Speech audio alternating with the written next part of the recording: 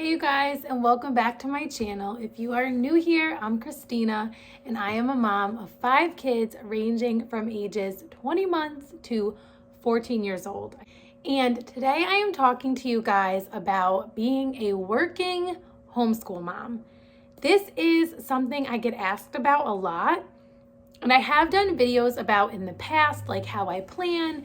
And then also I did a working homeschool mom, a day in the life at the end of last school year. But this one is more talking with you guys about being a working homeschool mom. So whether you are a working homeschool mom, or you are a working mom considering homeschooling, or you are a homeschool mom considering working, or you have to work because your situation changed, or you have to homeschool because your situation changed, or whatever it may be, I am just going to offer you today my experience and my perspective and kind of what it looks like for us. What I love about this is it's actually in collaboration with a bunch of other moms who are sharing their experience as working homeschool moms. I was so excited when Gina asked me to be a part of this collaboration.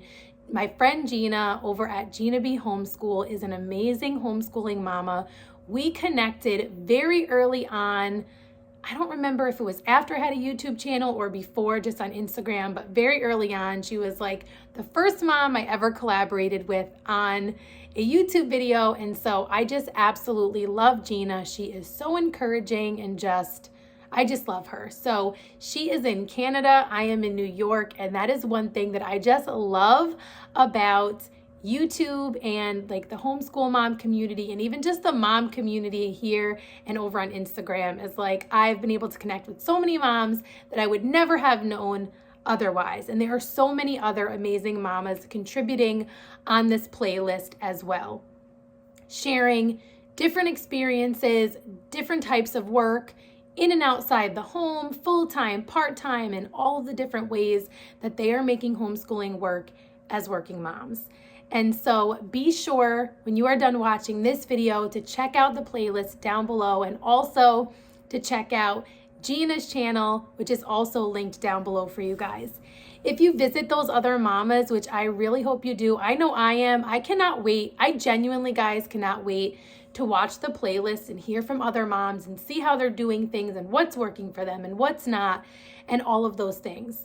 What I love about this community is it's like having a village, even if you don't physically and locally have a village to kind of glean from and get support from and advice from, is that we can come together in a playlist and offer different perspectives and connect in the comments and all of those things to support one another. And so I'm really excited. If you head over to their channels and you connect with them, subscribe to their channel, like their video, comment on it. It really does mean a ton to us moms who take the time to share with you and connect with you here on YouTube.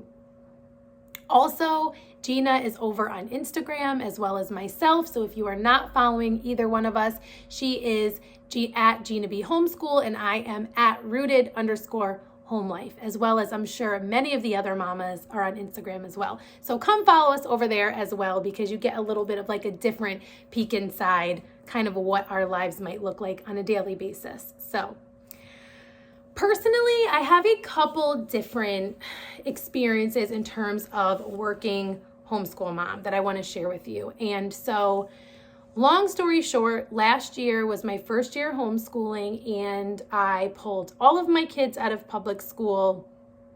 I was teaching remotely, high school English, 10th grade. I was fully remote, working from home, teaching virtually, obviously. And so I taught them. I was very blessed that I had a 2 to 2.5 hour chunk, depending on the day, in the middle of my day. It was my lunch and both of my prep periods, like they were back to back. And some people that would drive them crazy, but for my situation, it was like a miracle. I had a solid chunk of time. That is when we did the bulk of our instruction portion of our homeschool. So that is when I would do lessons with them, mostly when I would do our family subjects. If I had 1 or 2 kind of like independent things I needed to do with them, I would get those in as well. But we really did as much family stuff as possible. And then when I was done at the end of the day, if we had more things to work in, then we would do that. But they always had a checklist of things that they needed to complete by the time we came together during my break. And then they would also have things to complete afterwards. They weren't schooling all day long, but they did have some things to complete before and after. And the last couple months of school, I was thrown for a loop, and I had to go back in person at somewhat short of a notice. And this threw a wrench in the way that we did things. However, I would say we transitioned pretty well, thank God. So what I did was, they still had their checklist, so I was super thankful during that change that we had put that system in place, that they knew, okay, these are the things that I need to do and have done by the time mom gets home from work. And so it was similar, but instead of having things to do before my break, when we would do lessons, and then after lessons, when I would go back to work for a couple of hours, they had to do everything before I got home. And then we would do our main lessons when I got home after teaching. And so my husband and then also my grandmother was around to help kind of just oversee things, right? Like just making sure that things were getting done. Those were the independent work portions of what they needed to do. So I'll give you like a specific example of what that looked like. So if you've been around for a while, you probably know that I used mostly Gather Round Homeschool. And they were a godsend, and I still use some of their materials. But what I liked about it is that they are unit study style curriculum.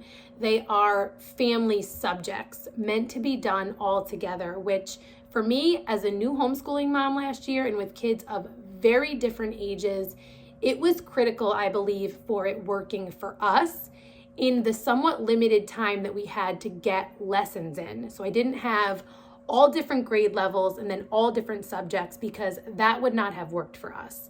And so it was a godsend. And what we ended up doing when I had to physically go back to work is I would deliver the lesson with them when I got out of work. Then what I would have them do is the next day when I was at work, that's when they would do the related work in their books. And so they had already gotten the lesson. They could always refer back to the teacher's guide and kind of look and see if they needed to look things up. They could watch related videos and all of those things, but that's when they completed their work. And so it really worked out well that way. They also did their math when I was not home, because both of the boys were independent with their math. My daughter, I would do her math with her. We didn't do it every day though, so it wasn't like a huge burden. And what I liked about it is she was doing the Ready to Read program for Gather Round Homeschool, which actually included her math. So Gather Round doesn't include math at like the main levels from pre-reader to high school, but in their Ready to Read program and their letters and numbers, which is below Ready to Read, obviously, they include the math right in there. So I highly recommend those, especially if you need to keep things simple, if you're just starting out, or if you've been doing it for a long time and you need to simplify. Highly recommend it. So that's the way it was working for us last year. And that was our plan to continue this very same way this year. And if you've been around my channel, you know that we had a major life change. I ended up resigning from my public school teaching job, and my husband and I both accepted jobs at a small private Christian school in our neighborhood. We had a relationship with this school from going to VBS there every year, and we knew some people connected to the school. But long story short, I am teaching full-time middle school ELA there, grades 5 through 8, and my husband is the athletic director and part-time PE teacher.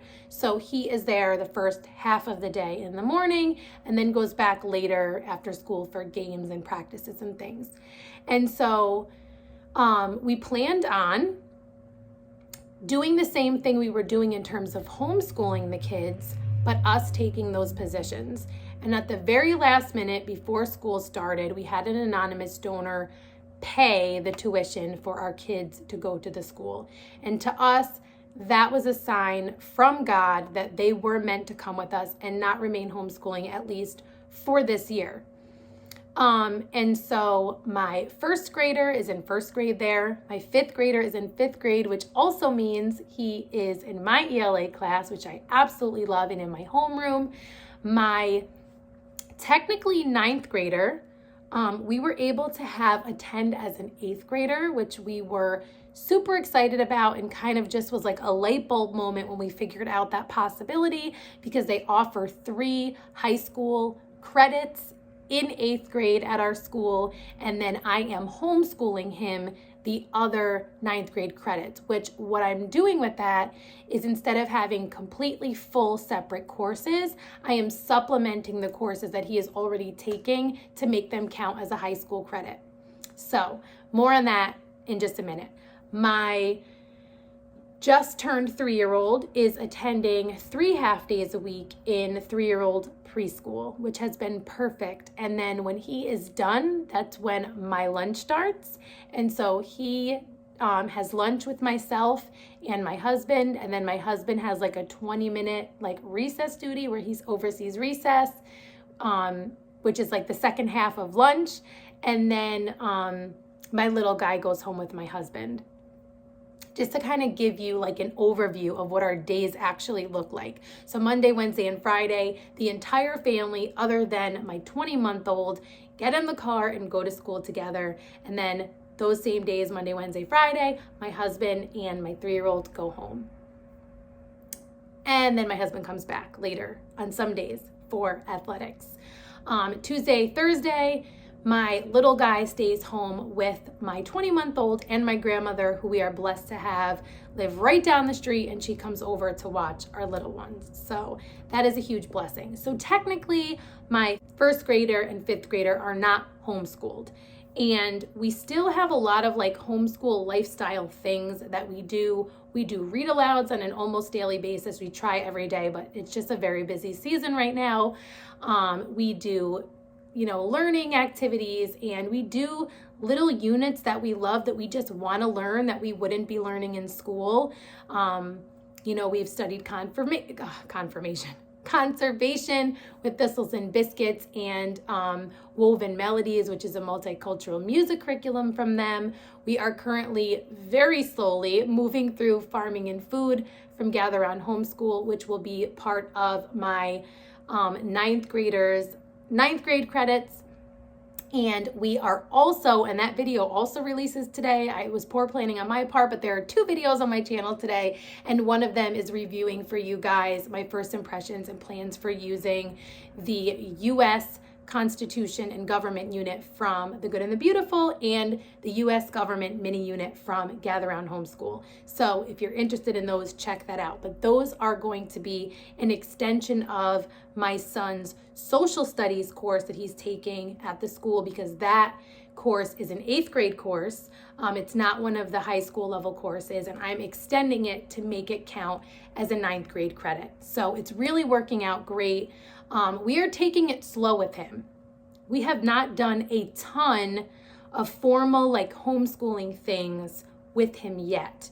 It is just the beginning of November, and so we've maybe just hit like the 2-month mark, and we wanted to give him time to transition not only to school, but into a completely new school, new environment, and all of those things. And so we've slowly been adding things in, which we will continue to do.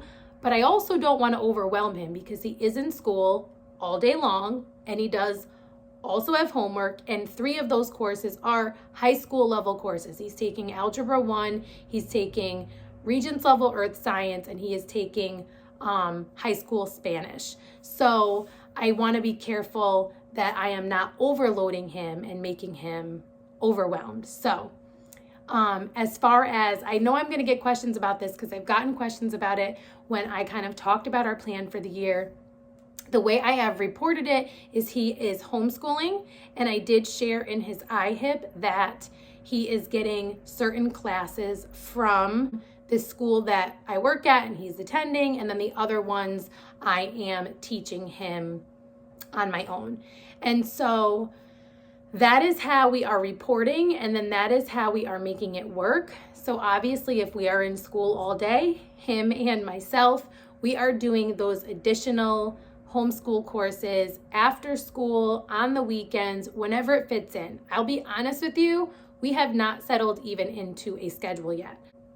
We're still in a transition. So some days we do it, some days we don't. And that's just kind of how it is right now. I feel comfortable and at peace with the way we are handling it by not overwhelming him, not overwhelming the family, but just kind of slow rolling into things. And so he's involved in sports right now that my husband is coaching. And so that takes up time.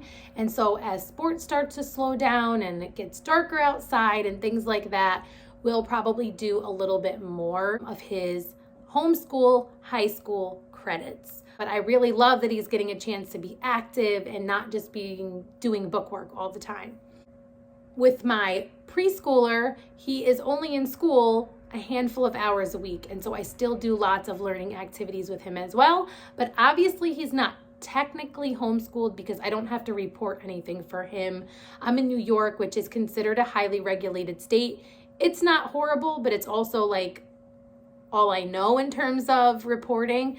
I did walk a friend of mine through starting homeschooling this year, and I think things seem to be going pretty well for her as I walked her through, curriculum and the, letter of intent and IHIP and all of that. And I actually have a video about homeschooling in New York, which I'll try to remember to link down below, which kind of breaks it down. And that was also a collaboration that I co-hosted that has moms from different states and even a couple from different countries. Gina, who is hosting this collaboration, who lives in Canada, was also a part of that collaboration. And so if you're interested in those things, you can find those in that playlist.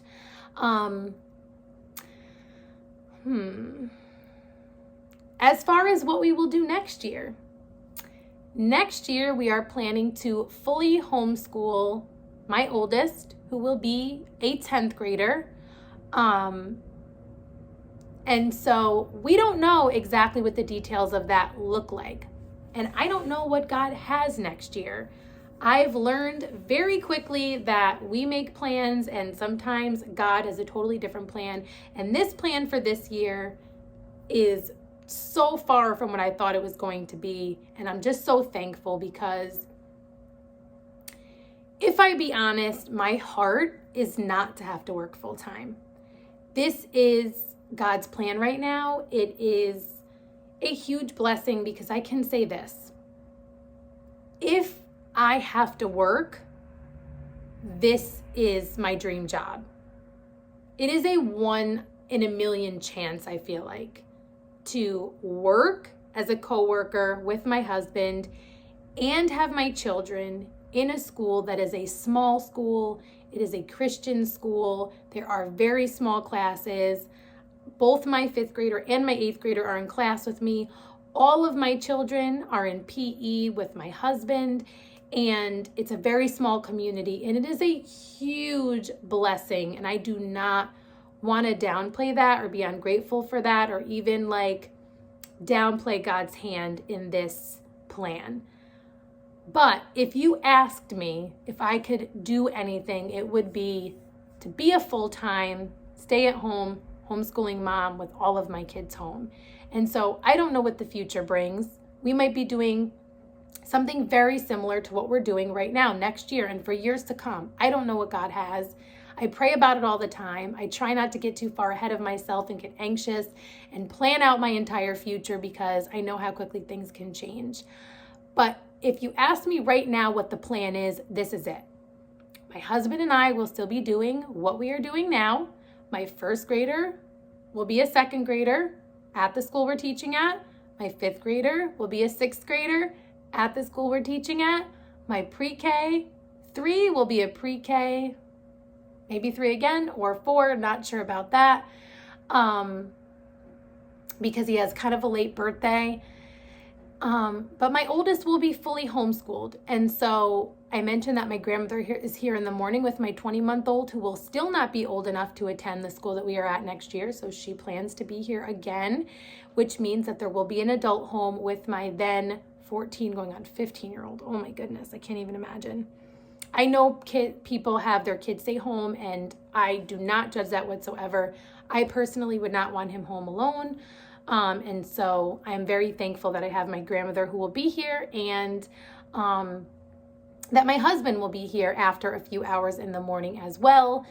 And so that is the plan right now. Any direct instruction I will do with him on nights and weekends, but even if I didn't want to do any direct instruction at all, I wouldn't have to. There are so many options. He could be totally self-directed. I could order him curriculum in print or online or a mix of both. And he could be completely self-directed, and I could just oversee things and grade things and all of those things. So I try not to get overwhelmed thinking about it. Sometimes it does overwhelm me a little bit, but I know for a fact I do not want him to go to public school. I know that we are not going to send him either to a private school that we are not teaching at, although I respect either one of those choices for any families who that works for. I'm just sharing with you our plan and kind of where we're at with things. And so, yeah, that is the plan. I will keep you guys posted on anything that changes. I am pretty sure that this will remain the plan for the remainder of this year, barring anything completely out of the ordinary. But yeah, I guess I shouldn't speak too soon. So that is the plan. I hope this was helpful. I have a pretty unconventional situation right now in some ways, and I hope it offers you just kind of like some different perspectives on what homeschooling can look like. I know that there are people that homeschool some of their children and not all of them, or all different situations. And so hopefully you find in this playlist different perspectives from different moms where you can get ideas and encouragement, and just realize that it doesn't have to look one way. You can get creative. You can customize your child's education. And so yes, we could have said, you know what? Our school only goes up to 8th grade. He's a 9th grader. He's fully homeschooled this year. But you know what? We decided that we wanted him to be a part of what was going on. And we didn't want him to feel left out. Even if it is just for 1 year, you know, he'll get the experience, and then he'll be a little bit older next year and maybe homeschooling just on his own, obviously with my support, but not with his siblings, I guess is what I wanted to say. So I didn't want him to go from homeschooling with all of his siblings to homeschooling just all alone while they're going to a school. So all that to say too, like if there isn't a scholarship next year, which there very well may not be, like I wouldn't expect anyone to pay someone's tuition. I wasn't expecting it this year, then they won't be going. So it could be we're working and they're not going there, and they're homeschooling, they're all homeschooling. I'm not sure. And so maybe that'll be encouraging to some of you moms too, that you're like, yeah, this might work right now, but I don't know what the future brings. My encouragement is like, if there is a door open right now, if there is a way to make it work right now, then go for it. Like none of us know what tomorrow is going to bring. But if you feel like there's something tugging inside to say like, I feel like this is what I'm supposed to do right now, even if I can't figure out all of the details, then my encouragement, if you've prayed about it and you feel that is what the right path is for your family, then mama, you got this, go for it. There is so much support and encouragement in the homeschool community on YouTube, on Instagram. I'm sure you can find co-ops and mom groups and maybe even small groups at a church that you can connect with to get the support you need. So I hope this was helpful. Please comment down below to let me know if you can relate, if you have questions, if you have advice. If you like this video, please give it a thumbs up. I do really appreciate it. If you are here from another mom's channel, thank you so much for coming over. I hope that you stick around. I share homeschooling, motherhood, big family life, teaching, day in the lives, book hauls, all of the things. So if any of that interests you, I would love if you would click that red subscribe button, click the notifications bell so that you know when I have a new video coming out. And if you're not already following me over on Instagram, you can follow me there at rooted_homelife.